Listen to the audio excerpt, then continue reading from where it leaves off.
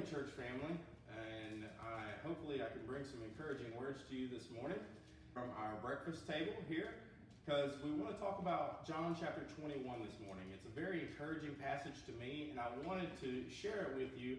The Gospels record for us Jesus' death, burial, and his resurrection.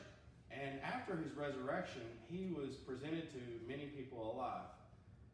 Matthew chapter 28, Mark chapter 16, Luke chapter 24 are the only chapters that record for us after his resurrection in those books. But John gives us two chapters.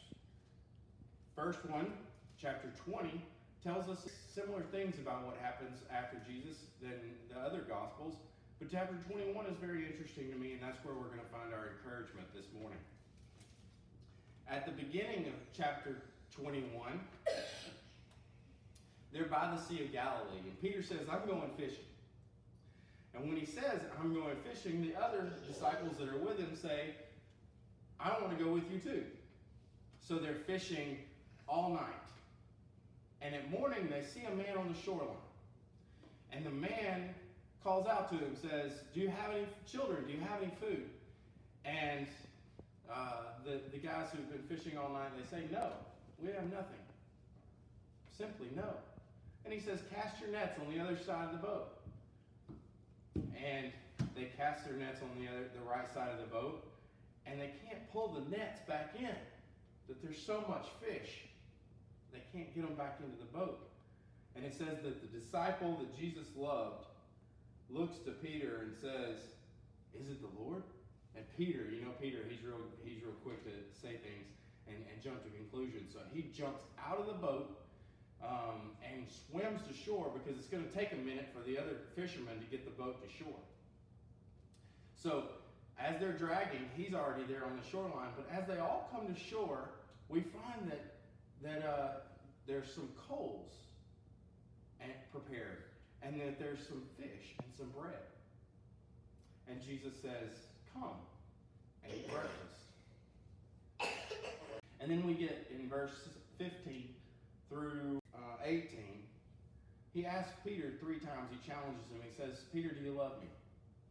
And Peter says, you know I love you, Lord. And 3 different ways he says, feed my lambs, tend my sheep, feed my sheep. So I want to draw 3 things from this morning. While we are fishermen, Jesus is the source of the catch.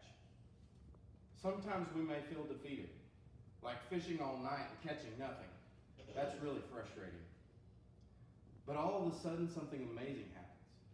Some soul turns to God and is baptized. Or someone's day is brightened because they've heard the hope that you have within your voice.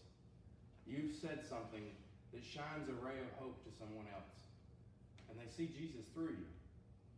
So we're fishermen, but Jesus is the catch. The bottom line of that is keep fishing.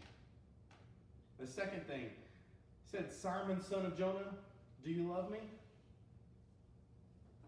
If Jesus were here, I believe he would ask us the same question. Then he would say, if you do, take care of my children. Feed and tend my lambs and sheep. Let's remember our focus needs to not just be on evangelizing, but our care and love for each other within our church family. And lastly, let's eat breakfast with Jesus. It seems strange and recorded for us after a frustrating night of fishing that an amazing, wonderful miracle catch on the shore of Galilee. When they get to shore, Jesus says, come and eat breakfast. Remember that no matter what life throws your way, fantastic things like job offers or promotions, baptisms, babies being born, someone returning to the Lord, or when real challenges come our way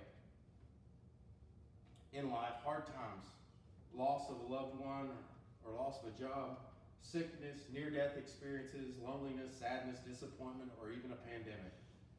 Jesus is there for you saying, come and eat breakfast.